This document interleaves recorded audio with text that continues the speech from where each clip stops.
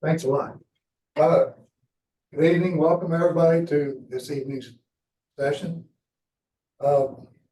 Following last month's excellent educational and entertaining program on music of Civil War, we stick this evening with the arts. And this program is going to be about sketching and painting, visual arts.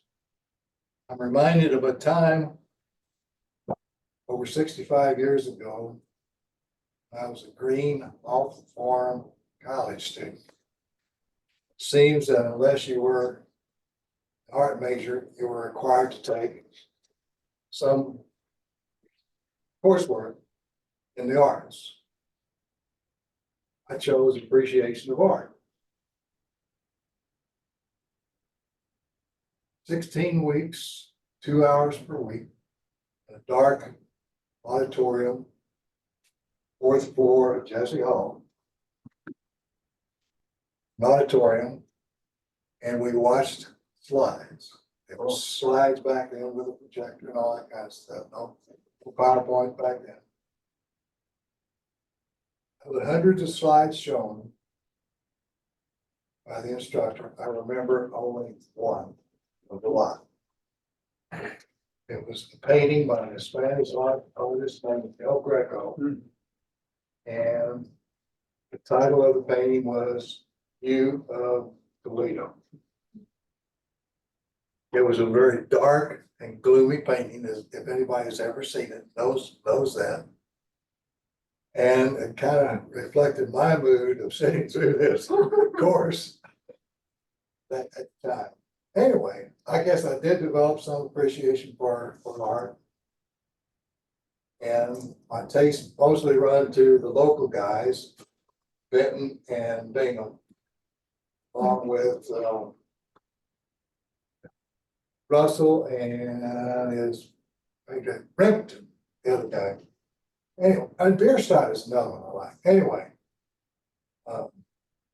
there's a lot of art that I cannot, or artists that I cannot warm up to, of course. And so that's my introduction to tonight's session on art. Our presenter this evening is Evan Smith. Evan, like many of us, is a retired person. He hasn't reached the old age group yet. He's only been retired for a couple of years.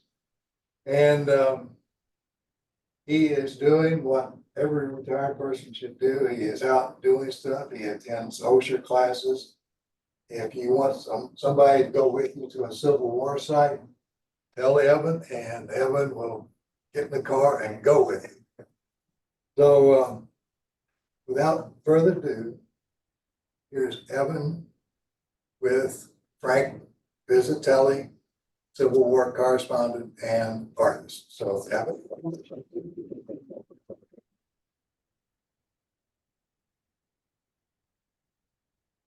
Evening. Can everyone hear me and see me? Good. Okay. Tonight we'll be talking about Frank Vizetelly. You may or may not have heard of this person. Civil War correspondent and artist. Why did I pick this person? Well, he's obscure, and I like that. I'm getting more interested in art history. And I was looking at connections to the UK and Europe in general. So,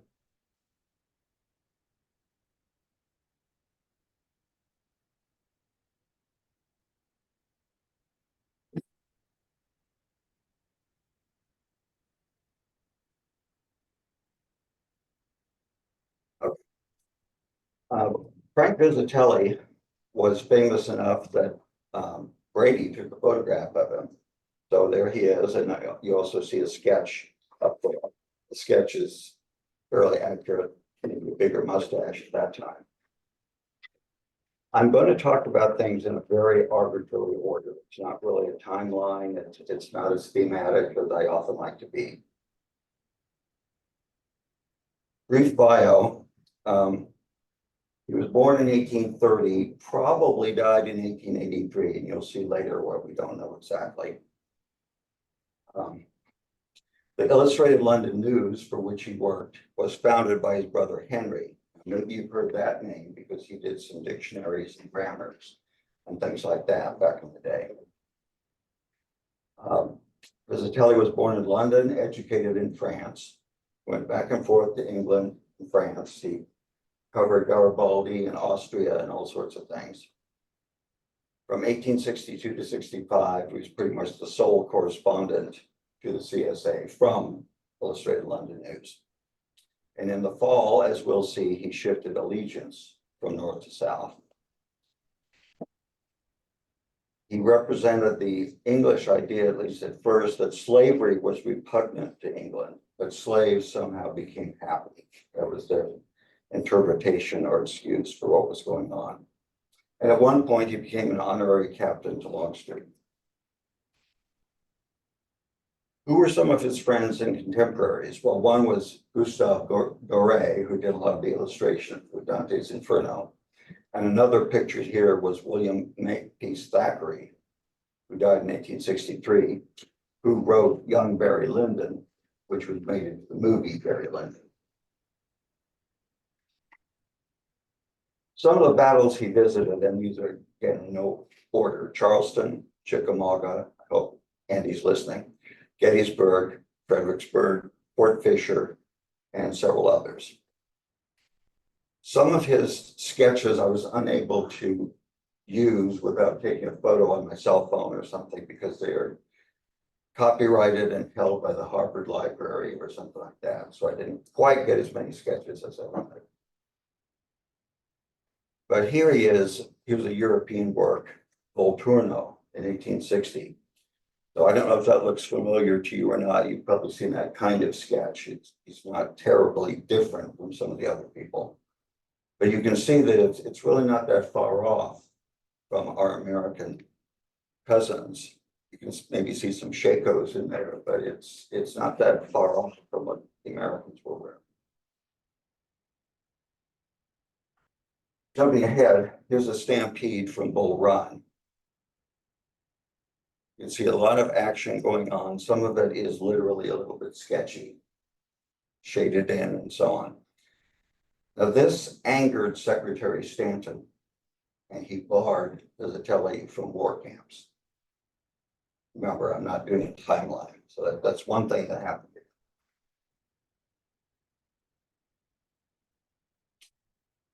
At one point, there was sort of an interlude in South Carolina. He went to a Charleston hotel, and he had an English companion in the Austrian army who was an international observer. He talked with a German captain. There was a lot of stories and drinking, but then the Federals started threatening the city, so it didn't quite pan out. There is a sketch of a bomb bursting in air, and trust me, it looks a little bit like that, except black and white. I couldn't get the original to, it's copyrighted. Charleston Under Fire, it appeared in Cornhill magazine in 1864. Again, a lot of the European sketches are copyrighted, so when you look at it later, you can see that. Okay, here we go with Fort Sumter. Notice one man in isolation, lower right, running away. I don't know if that signifies anything important, but you certainly see a lot of cannons, a lot of explosions. You can get an idea of what those explosions do look like in black and white. And often it was said in the Illustrated London News by our special artist. That's what they would call people like that. So you see the arches, and I'm sure he must have seen shades of Europe there, Italy. Here's a sketch of review of troops before Lincoln. Now these are Garibaldini, but they're American ones. There were, Garibaldi led a rebellion. Maybe you saw the movie The Leopard with Burt Lancaster, that's covered in there. They usually wore red shirts and red capes and gray or blue trousers.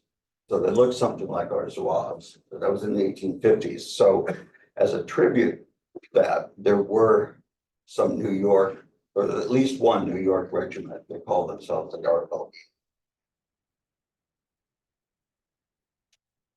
There they are. The American flag, of course, gives it away, but they have plumed hats that you can see that they look very Italian or French or something different.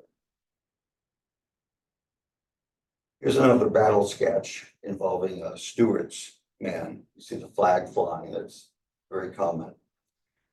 I don't think there's much evidence that he was sitting there watching anything like this, or he might not have lived to tell the tale. But he had to reconstruct some things.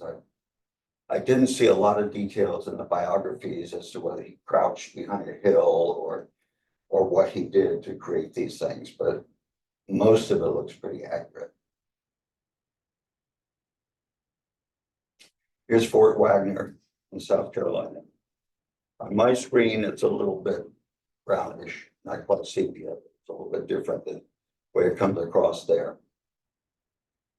So you see a lot of battling, and there's kind of a mid-plane in there that's sort of empty, and everybody's around it. I don't know how accurate that is in terms of spacing and so on, but who other than a photographer could capture one little moment like that? And we'll see later on that sometimes he was more accurate than others.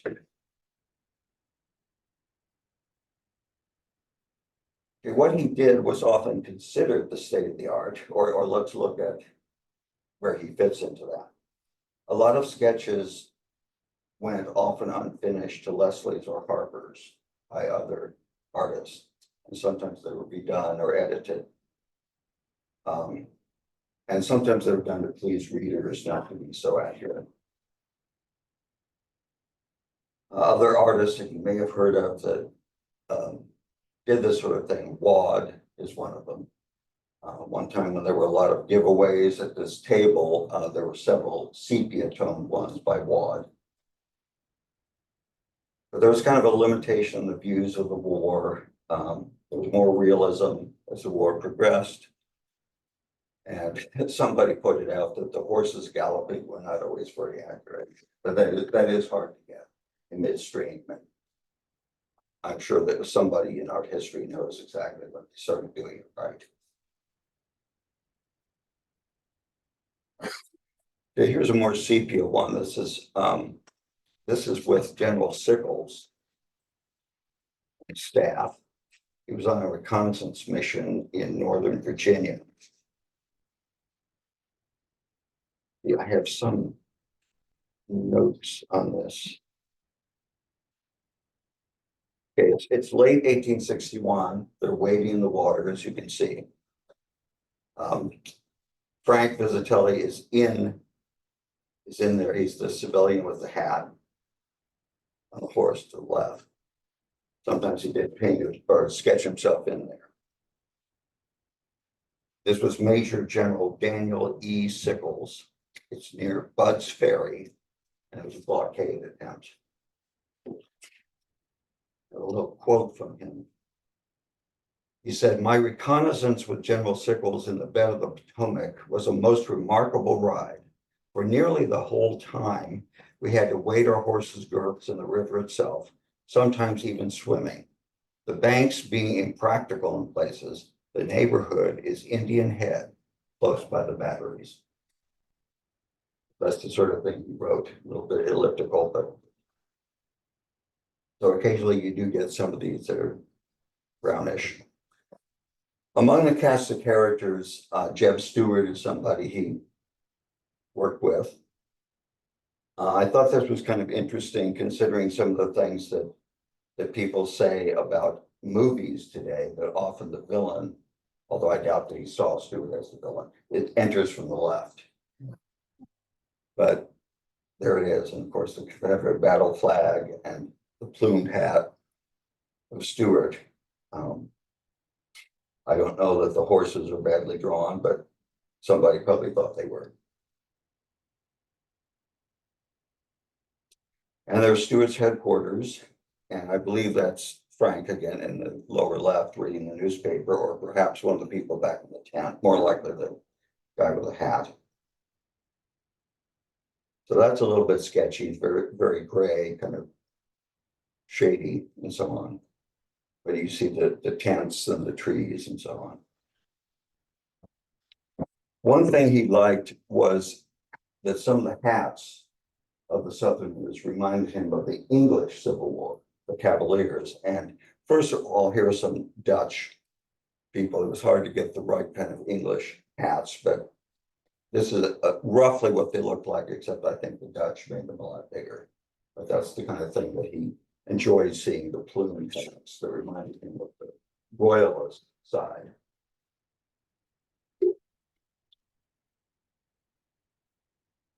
And there's another English Civil War hat done in blue. So it's not too far off from what was going on in our own Civil War.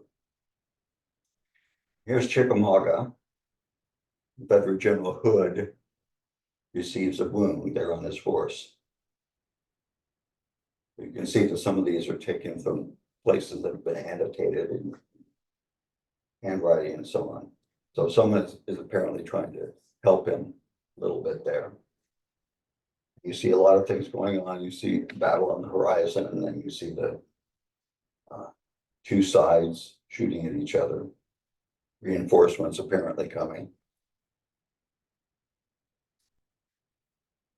Again, some of these are at Harvard or other places. I felt like I had to put that in.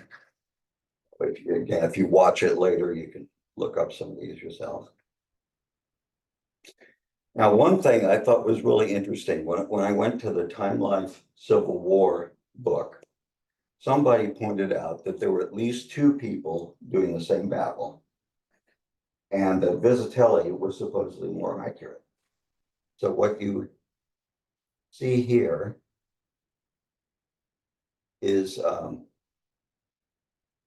what he's done is he has the Federals accurately charging from the left, and the flag is raised prior to the Zouaves coming in.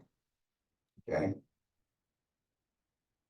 Whereas another interpretation by an unknown artist, that same battle, Roanoke Island, shows the flag planted on the dune. So it may be a minor detail, but if you were doing storyboards for a movie or something like that, you want to get it right. So there was only 2 pages, 2 fold-out pages in that book, but I thought it was really interesting that they compared 2 different artists of the time, and that one did it better. My guy. So, and that's the reference. And another sort of a close-up of what's going on. So the flag, again, the flag is flying. That's very interesting for someone who started out supporting the Union and later on became sympathetic to the South. And you can see the Zouaves with their fezzes and so on. Jeff Davis, he was there.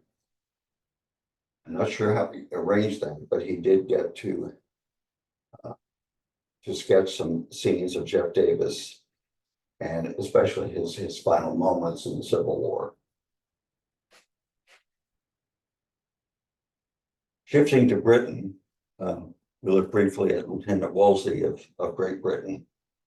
He shared a tent with Vizetelly in the 1860s, but later on, when Frank Vizetelly was missing, Wolsey did nothing to help find him. I don't know why they had any finding out. Maybe it was just a difficulty. See more about that later. Now, why him? Well, Vizetelly went on after the Civil War into the 1880s, and he ventured to other places. I mean, he wasn't going to stay and live in Virginia or DC, anything like that. So he went back to Europe and went on other expeditions. And at one point, he went to the Sudan. So if you've seen the movie Khartoum, or if you've read about that, this is the Mahdi, who was played by Laurence Olivier in the movie. It's possible he was at the Battle of Shai Khan in Sudan. Henry the brother wanted Prime Minister Gladstone to raise money to find Frank when they couldn't find him. So he may have been in an environment like this. With, again, running the fezzes, but this time the native North African ones or South African. Was he found? Well, not really sure. In the 1880s, there was a German scientist found to be among the Mahdi's men, but it was not Frank. At first they thought it was, and then somehow they found out, no, it was a German scientist. And as late as 1887, there were rumors that he was still alive in Sudan. There is some documentation of his death. It's possible that, well, this was around the time of a late November battle. Frank Vizetelly is mentioned on there where the arrows are.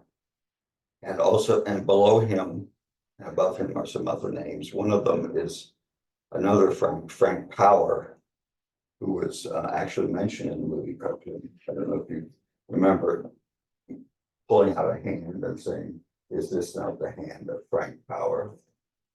Okay.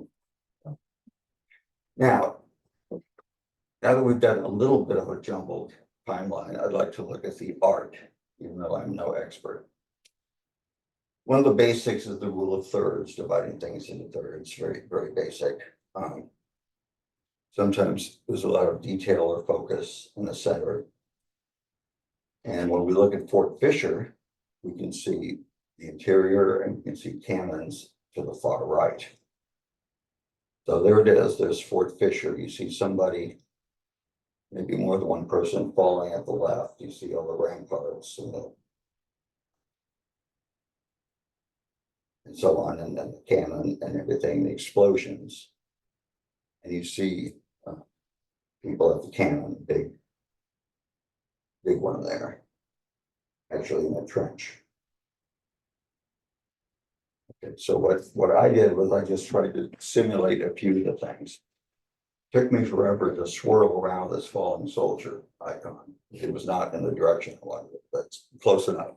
So there's a falling soldier, far left. In the middle, you see lots of men in the pit. At the right, at some point that was a cannon, but somehow it came out as a swirl. But you see that the cannon is shooting east. You see people in the middle and someone falling back there. So it is laid out in a special way. There was a writer named Bostic whose book I was not able to get, but his analysis was that he often did great battle scenes, but not such great portraits.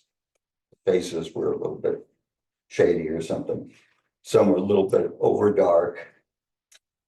And apparently some were actually based on daguerreotypes. So somehow he had access to photos. And some have said that perhaps the movies have used some of his ideas, but I wasn't able to track anything down on that. Maybe a black and white movie like Red Badge of Courage. I would think something like that might have done that. And here are some references. Can we click on that link? Would that work? It's hard to try. Right. I do not know.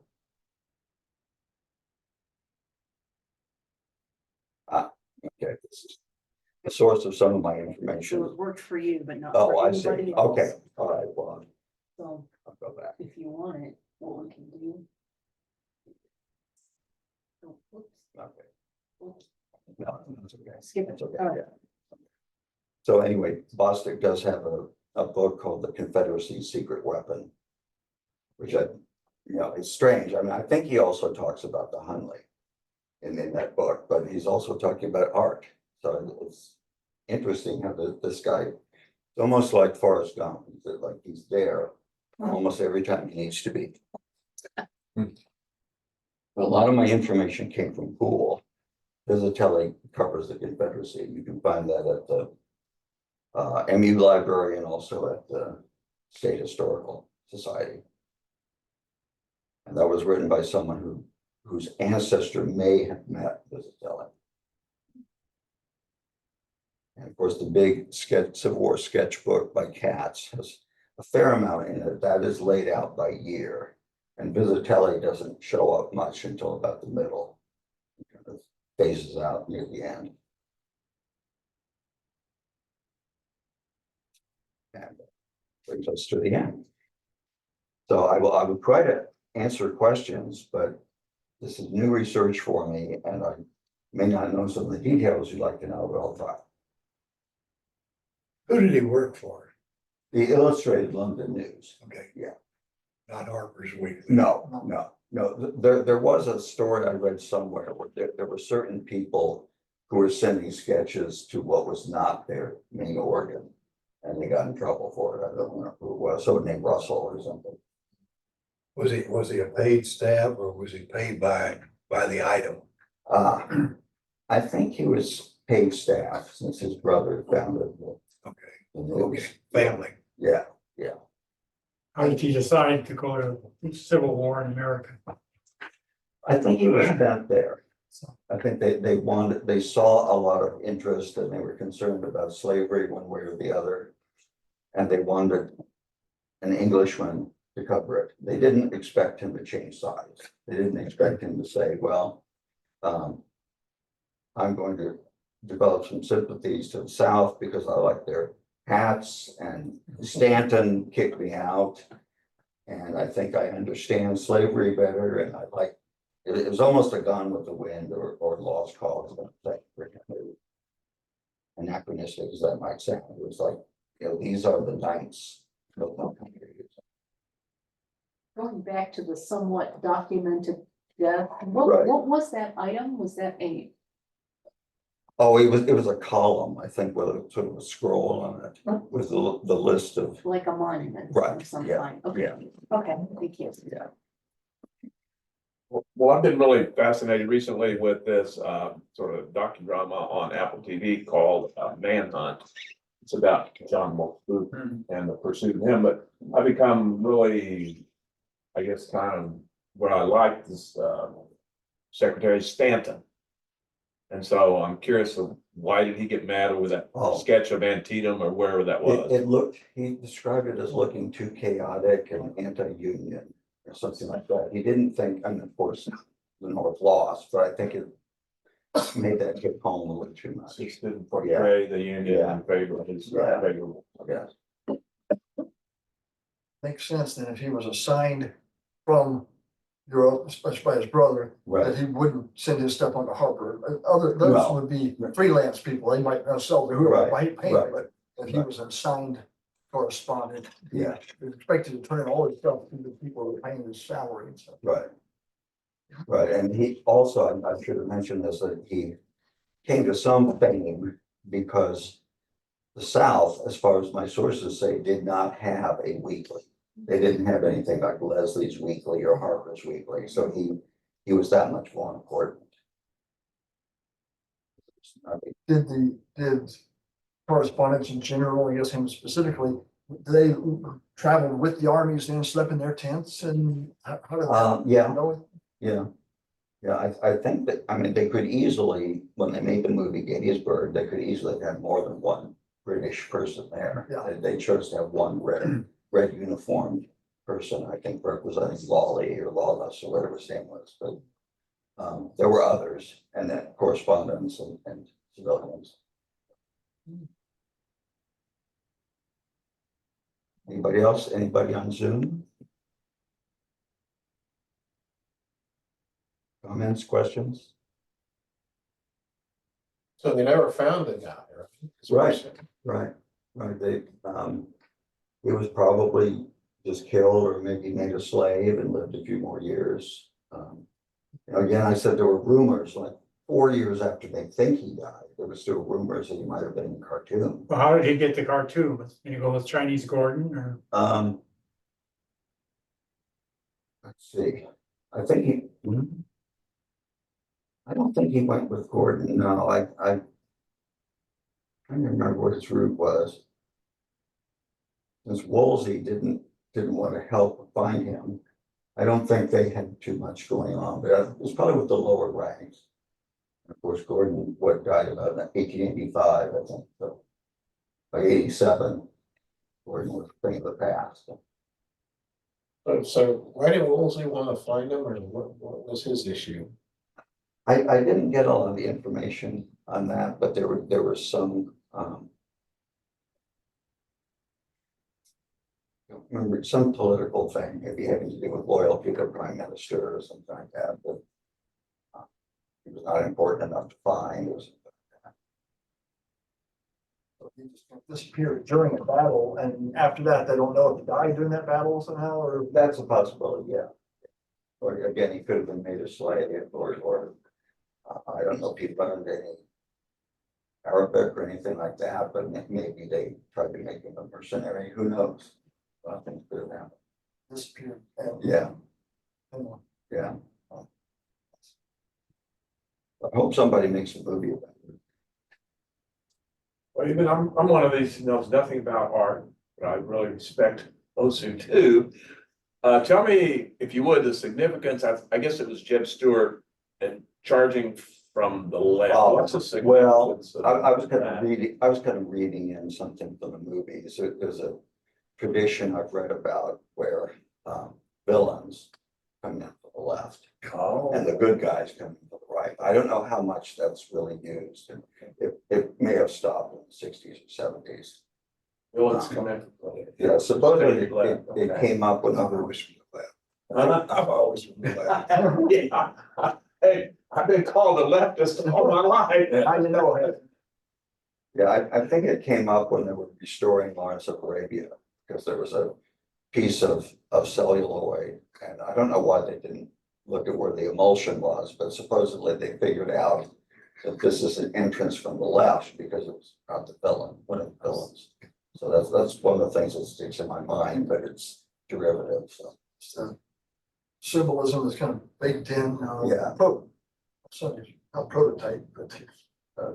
just symbols. That if I'll start watching that movies now, start saying, okay, it's come, see if it's the bad guys that come from the left. But you say it's kind of an older. I think so, and of course now, a lot of people are reluctant to say who's good and bad in the Civil War and other wars too. Yeah. But the older stuff, with Yeah. paying attention with what's older. Guys out there didn't have any questions? You guys are free to unmute and ask any questions that you might have or make any comments, or if you'd rather use the chat, that's fine too. I don't see anything in chat. Hey, I have a Yeah. question. Okay. I don't know what the state of the art was at the time in terms of photography. I mean, I'm familiar with the portrait work of Brady and his group, but in terms of landscape, were they able to take like that a picture of the Fort Sumter? I mean, even if you didn't have the live people in it, that would have been a great help to an artist to have that register the entire background. I don't know whether they were able to do that at that time. I was curious. Yeah, I'm not really sure. I mean, nowadays it takes about an hour to get out to Fort Sumter. I don't know whether he would. I was just thinking of the exposure time. Oh, I see. Yeah. I imagine he pieced a lot of things together. He may have seen photos after the fact. Maybe he had an opportunity to go to Fort Sumter at some point when it was all peaceful. I think it's probably piecing a lot of things together. Thank you. Wasn't photography only about 10 years old, 1860s? Well, of course, it went way back to the early first, the French made pictures of looking out someone's window at a roof or something. But, The daguerreotypes were the first to come in. yeah, Hey, Evan, yes, quick question. When you showed the sketch of Hood being wounded at Chickamauga, I was multitasking and I might have missed something you said. Did Vizetelly do that sketch or was that somebody else? No, that was Vizetelly. Okay. Yeah, That's interesting. I didn't know. I'd heard of him, but just in passing, and I didn't know he did that sketch. I've always found that sketch to be kind of interesting. It's pretty accurate. Yeah. There's no way that the artist was anywhere near the front line at that time. When Hood got wounded, it was pretty hairy. The Confederates were getting the kind of in that area were getting the stuffing kicked out of them, but so there's no way the artist was up front with him, but it's a pretty accurate sketch in a lot of ways. I've always found it kind of interesting, but I didn't know that he did that. That's interesting to me. yeah, I'm still trying to work out what his exact style is. I mean, just from an intuitive way. And I think some of his stuff looks like other people's and sometimes it doesn't. Well, with that one, he either seen Hood or he got a lot of good information from people who were there, because he does correctly show Hood with his arm in a sling from his Gettysburg wound. Mhm. And Mhm. and mounted at the time, and with his right leg towards the enemy, because that's the one that got hit. So anyway, it's just an interesting sketch. Whether he was present or not, he had good information when he did it. Yeah, right. Again, you probably pieced a lot of things together. Yeah. To do it. I didn't get a lot of information on how long it took to do some of these. Yeah. I know that there were sketches he sent back to England that didn't make it, and I assume that happened to a lot of people who were overseas throughout history. Didn't make it into publication. Right, Didn't make well, it back at but all. didn't make it back. Well, I failed to mention, it got through the blockade, Oh, but not always, or maybe it got through it, but it got lost later.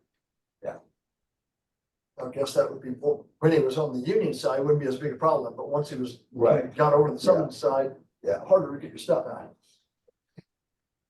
Well, that picture, Andy mentioned Hood getting wounded. From what I saw, it looked like he was far behind the lines. I don't know much about Hood getting wounded. It looked like there were two different lines of people shooting each other, but he was way back behind them. Anyone know if that's accurate or just a stray bullet, I guess, that went over the head of the guys who were doing the shooting? He was pretty close. This is after the breakthrough, and Hood is up. He's in divisional command, really almost in corps command at that point.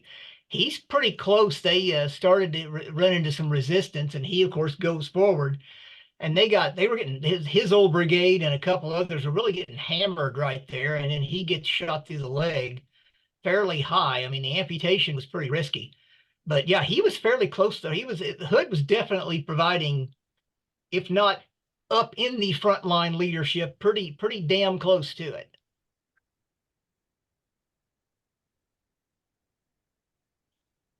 I did think of you, Andy, when I found that sketch. So, Yeah. I'm And glad. of course, that's way more than you wanted to know, but hey, there, you know me, so. Okay, that's okay.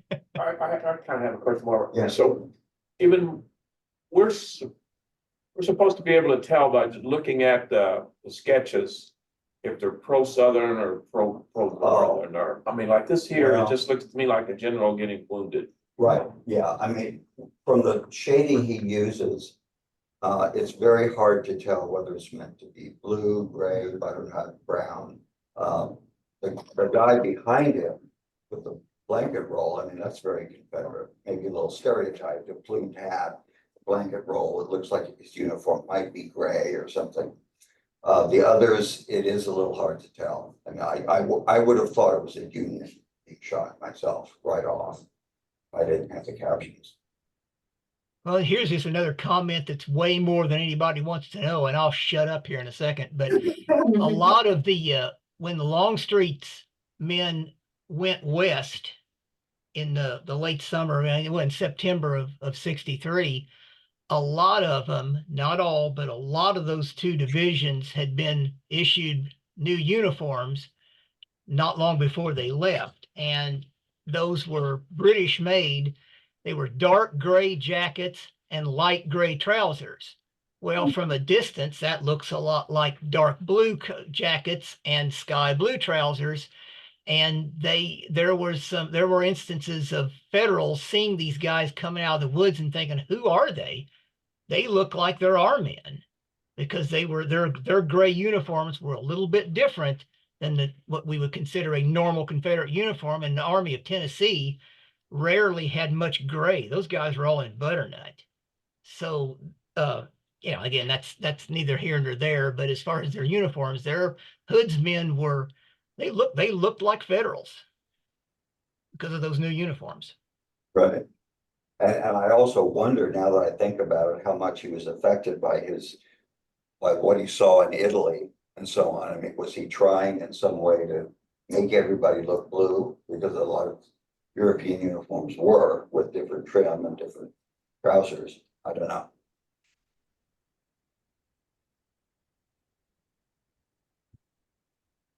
More questions? Anybody? Okay, before we leave, Bill has got next month's program. Title of it, We are going to examine, would you show that could you show that, that we're gonna examine this book, or spend 25 minutes talking about it. And I'm seeking a conversation as much as anything. I bought this online over a year ago. This is upside down here. I bought this online over a year ago, and I actually study books, and so I got halfway through and I said, this is a lot of studying. It's a fantastic book. It is written by an historian. Her name was Elizabeth Brown Pryor. She's deceased now, but it's a treasure trove. She examined over. It's an examination of the life of Robert E. Lee, unlike anything else you probably have ever written about. I'm sure there's hundreds, if not 1,000 books been written about General Lee. But this book examines his entire life through his personal correspondence and the correspondence of people very close to him.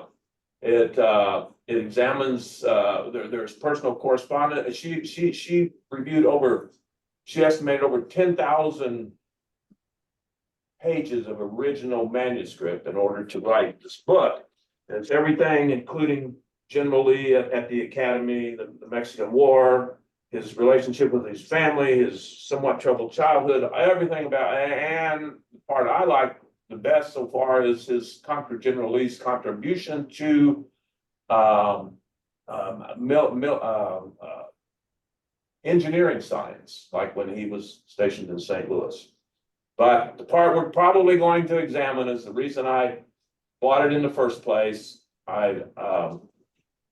Why, being a native Virginian, so many Virginians did stay with the South, but many fought for the North as well. And why did General Lee make the choices that he made? And that's the reason I bought it in the first place. And so we're probably going to spend 25 minutes talking just about that. And I know it's controversial, but I'm of the school, and attorneys taught me this. We work together. Attorneys taught me the words in the documents speak for themselves. And so that's the approach that I'm going to. Yeah. So I will draw our own conclusions. The title is Reading the Man. A portrait of Robert E. Lee. I need to put my glasses on. A portrait of Robert E. Lee through his private letters, over 10,000 pages of personal manuscript. And he was a prolific writer. He wrote very well, very descriptive, and he wrote letters to his family and so forth, and his associates that were deeply personal. The author herself felt guilty. She felt like what's the word, voyeurism, or something like that. And so it's probably unlike any other book you've ever seen about Robert E. Lee. I was neither for or against, but after reading the book, I admire parts of Robert E. Lee that I never knew I could come to admire. And before we go any further, next year, if you think I have anything negative to say about General Lee, next year I'm going to do something similar with Ulysses S. Grant. I assure you, I'm going to be much kinder to Robert E. Lee than I am. And so that's next month. Evan, thank you very much. And I guess we're dismissed. All right. send me an email with your title and just a short